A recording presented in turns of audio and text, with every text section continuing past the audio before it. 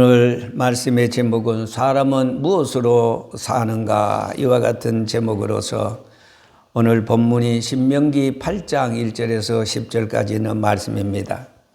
본문은 강야 경험을 근거하여서 하나님의 명령을 준행할 것을 말씀하고 있습니다. 내 조상들도 알지 못하던 만나를 내게 먹이신 것은, 만나에 대한 적절한 표현으로서 만나가 어떤 자연적인 소산물이 아니었음을 보여주고 있습니다. 실로 이스라엘 백성은 그 만나의 출처가 무엇인지 알지 못하였으므로 그저 하늘에서 주신 빵으로 여겼습니다. 이스라엘 백성들은 애굽 땅에서 430년 동안 살았지만은 이러한 박시만한 빵을 대적한 적이 없었기 때문에 그 빵을 만나라 이렇게 불렀습니다. 만나라는 말은 히브리 말로 만후 이렇게 말하는데, 그 뜻은 그것이 무엇이냐라는 말씀인 것입니다. 사람이 떡으로만 살 것이 아니요 여호와의 입에서 나오는 모든 말씀으로 사는 줄을 너희로 하여금 알게 하려 하심이라 오늘 3절은 말하고 있습니다. 이 말씀은 참 삶이란 어떤 것인가를 가르쳐 주고 있습니다. 인간이 추구하는 진정한 삶이란 여러분 무엇이겠습니까? 인류 역사가 시작된 이래 이 명제는 모든 사람에게 의하여 제기되었습니다. 그리고 많은 사람이 규명하려고 애를 썼습니다. 인류 역사 이래 철학이, 예술이, 교육이, 그리고 모든 종교가 이 명제를 위하여서 봉사해 왔습니다. 왜냐하면 인간은 단순히 존재하는 것만으로 사는 것이 아니기 때문입니다. 오늘 말씀의 첫째로 사람은 떡으로만 사는 것이 아니라 이렇게 말씀했습니다. 사람은 여러분 물질적인 존재만 아니기 때문입니다. 사람은 육체의 사람과 영혼의 사람으로 되어 있지 않습니까? 창세기 1장 26절에 우리의 형상을 따라 우리의 모양대로 우리가 사람을 만들고, 계속해서 창세기 1장 27절에 보면은 하나님이 자기 형상 곧 하나님의 형상대로 사람을 창조하시되 남자와 여자를 창조하시고, 그리고 하나님께서 모든 만물을 창조하시고 여섯째 되던 날에는 모든 만물을 다스리고 정복하고 다스릴 수 있는, 앞서서 말씀하신 대로 사람을 창조하시게 되었다, 이 말씀인 것입니다. 여러분,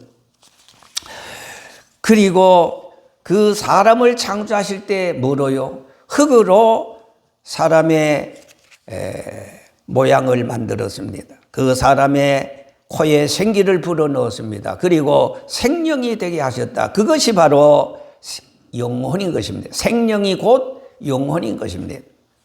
그런 거로 육체의 사람과 영혼의 사람으로, 사람은 육체의 사람 안에 영혼의 사람이 있는 것입니다. 육체의 사람은 흙으로 지음을 받았다 그랬습니다. 영혼의 사람은 하나님의 형상으로 지음을 받았다 그랬습니다.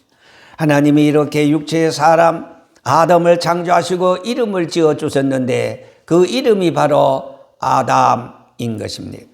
아담이라는 말은 히브리 말로 흙이라는 뜻입니다.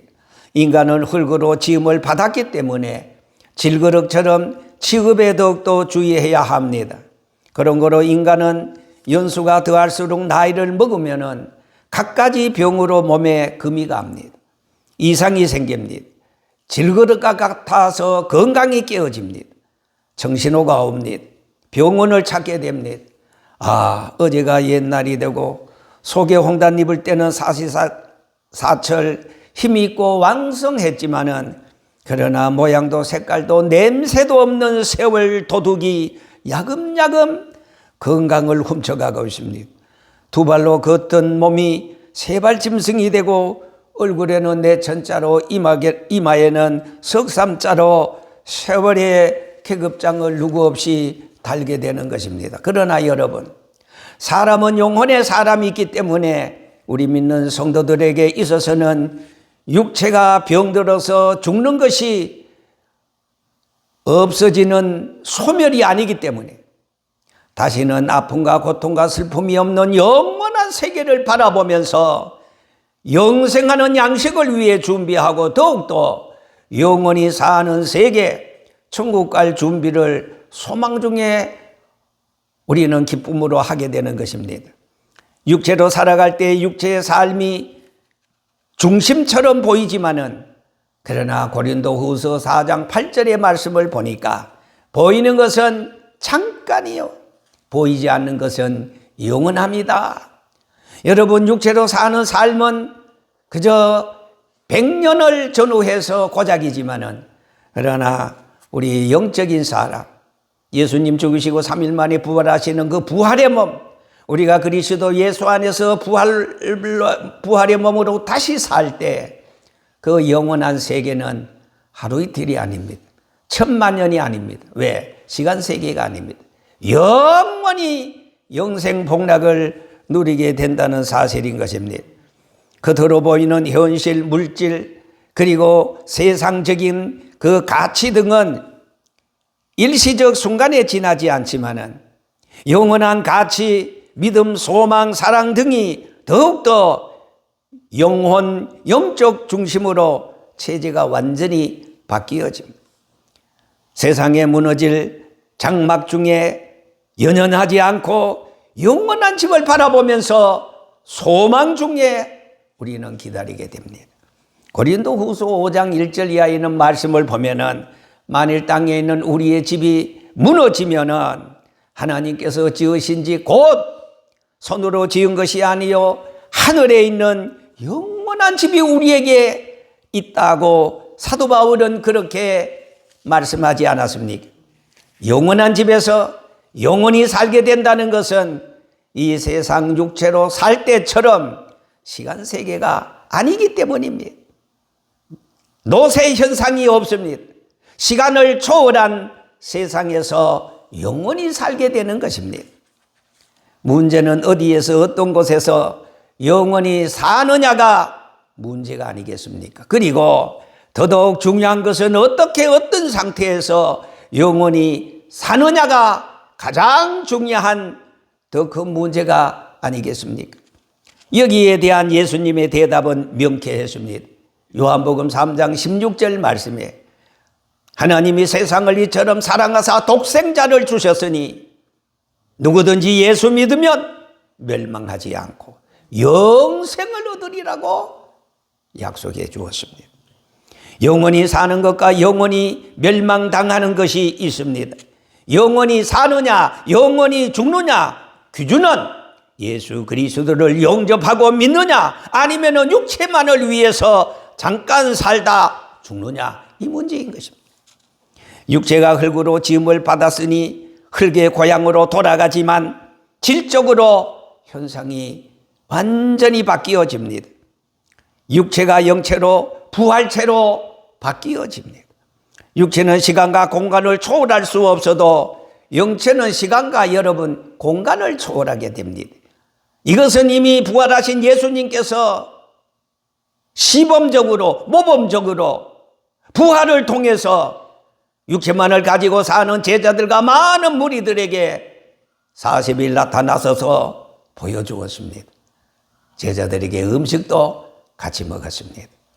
여러분, 고린도전서 15장 54절 말씀에 이 썩을 것이 썩지 아니함을 입고 이 죽을 것이 죽지 아니함을 입을 때에는 사망을 삼키고 이기리라고 기록된 말씀이 이루어지리라 그렇게 말씀했습니다.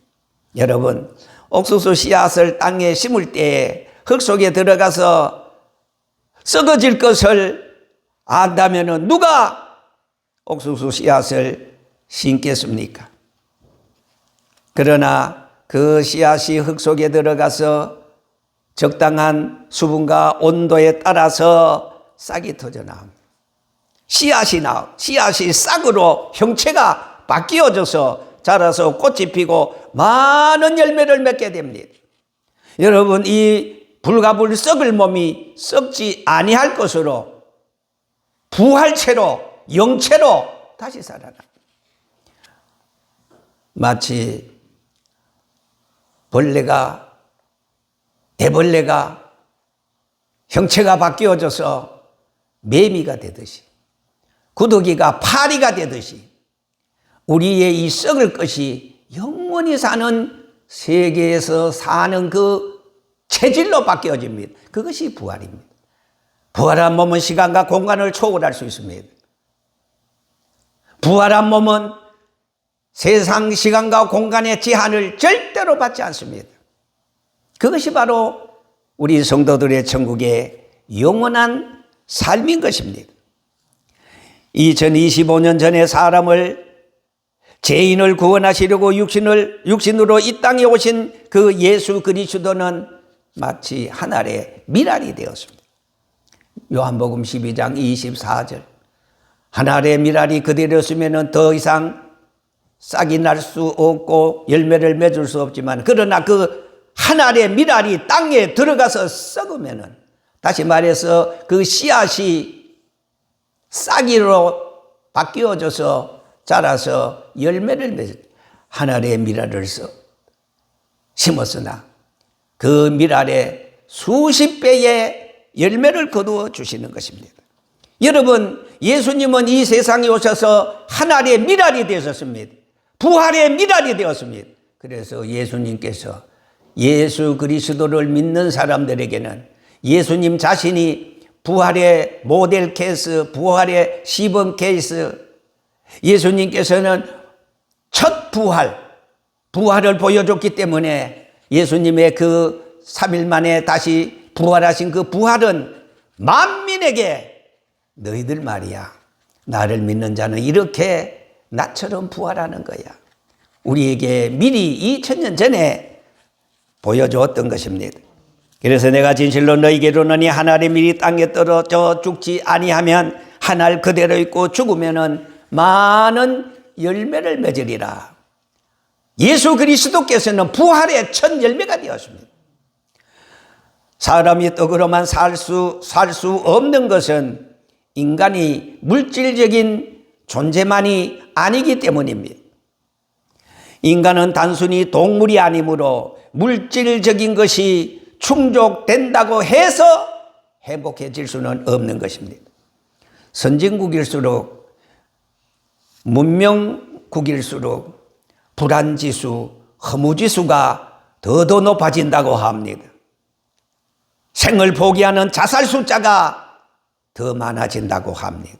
그것은 물질이 궁극적인 진정한 행복을 줄 수 없다는 반증이기도 한 것입니다. 자, 둘째로, 사람은 하나님의 말씀으로 여러분 산다고 본문은 말하고 있습니다. 사람은, 성도는 믿음으로 살아야 되는 것입니다. 하나님의 말씀으로 산다는 것은 하나님의 가르치시는, 요구하시는 말씀을 따라 믿음의 생활을 의미하고 있습니다. 우리의 주어진 일생의 삶 전체를 오직 하나님께 맡기고 부탁하고 내 뜻이 아닌 하나님이 요구하시는, 기뻐하시는 뜻대로 산다는 것입니다. 하나님의 말씀으로 산다는 것이 예비하신 저 천국 하늘나라의 소망을 두고 진실된 육체의 삶을 산다는 것입니다. 자, 우리의 모든 일상의 생명의 동력은 여러분 소망에서부터 비롯되는 것입니다. 소망이 없을 때, 내일이 없을 때 오늘의 삶의 활기가 넘치지 못합니다. 이 세상에 있는 모든 것들은 시간 따라, 세월 따라 자꾸만 요동치고 있습니다. 흔들리기 일쑤입니다. 변화하는 세상에는 진정한 여러분 소망이 없습니다. 아, 옛날이요. 여러분 잘 알다시피 길제는 500년 돕지를 필마로 돌았더니 산천은 의고하되 인걸은 간대없네. 어저버 태평년월이 꿈이론가 하노라. 꿈과 같습니다, 세상이. 저희 26대 선조 되시는 정도전은 개국 공신입니다. 정도전은 이런 시를 썼습니다. 선인교 날인물이 지하동에 흐르느니 반천년 왕업이 2조 500년의 역사를 물소리뿐이로다. 아이야 고국 흥망을 물어무사말이요. 세상 흐름은 덧없다는 것입니다. 꿈과 같이 지나간다는 것입니다. 여러분, 세상은 화려한 왕궁도 흔들립니다. 항성예터가 됩니다. 신라의 달밤이 됩니다. 세상 가시적인 것이 전부인 줄 알고 소망을 두고 기대를 걸면은 결국 허무로 인생을 종칩니다. 세상에 남 죽이고 쟁취한 명예와 건세, 반짝이는 출세로 지나서 보면은 한 꿈에 지나지 않습니다. 어떤 권력자는 혼자 깨끗한 척 하다가 모두 그의 전모가 백주에 드러나자 부엉이 울던 밤에 부엉이 바위에서 떨어져 생을 마감했습니다. 얼마나 비참합니까? 여러분, 세상만사 가시적인 명예, 건세, 물질은 그저 지나가는 둥구름과 같습니다. 길이 되시고 진리가 되시고 생명이 되신 예수 그리스도 안에 있으면은 천국 복권에 당첨된 소망의 하늘문이 저와 여러분들에게 열리게 될 것이 아니겠습니까? 셋째로, 생명의 참양식이 있습니다. 바로 예수 그리스도의 살인 것입니다. 오늘 본문 신명기 8장 3절 말씀에 네 조상들이 알지 못하던 만나를 내게 먹이신 것은 사람이 떡으로만 사는 것이 아니요 여호와의 입에서 나오는 모든 말씀으로 사는 줄을 내가 알게 하려 하심이라, 이렇게 말씀했습니다. 여기에 나타나는 만나와 떡 그리고 말씀은 주님의 말씀에 의하여 새로운 의미로 우리에게 다가오고 있습니다.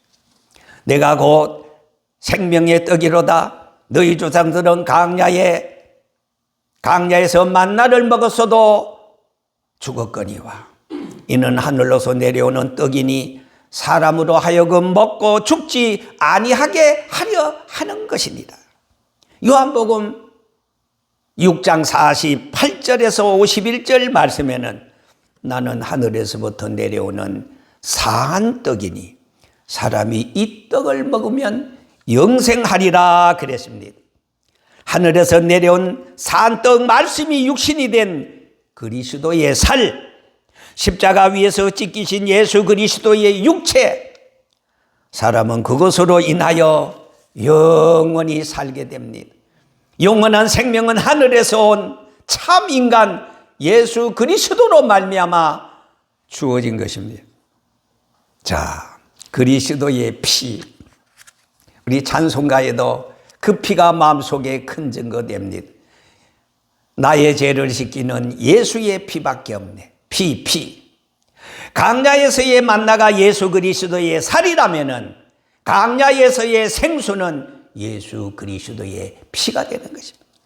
예수 그리스도의 살은 참된 양식이요 주님의 피는 참된 음료가 되는 것입니다. 인생의 실존적인 갈증은 영원히 해결시킬 수 있는 생명의 음료 예수 그리스도로 말미암아 여러분 주어지는 것입니다.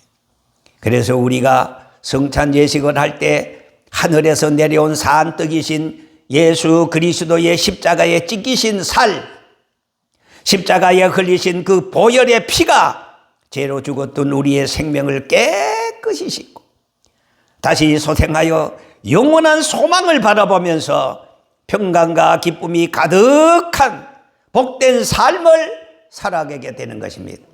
이런 하나님의 크신 축복의 은혜가 여러분들에게 넘치시기를 주의 이름으로 축원합니다.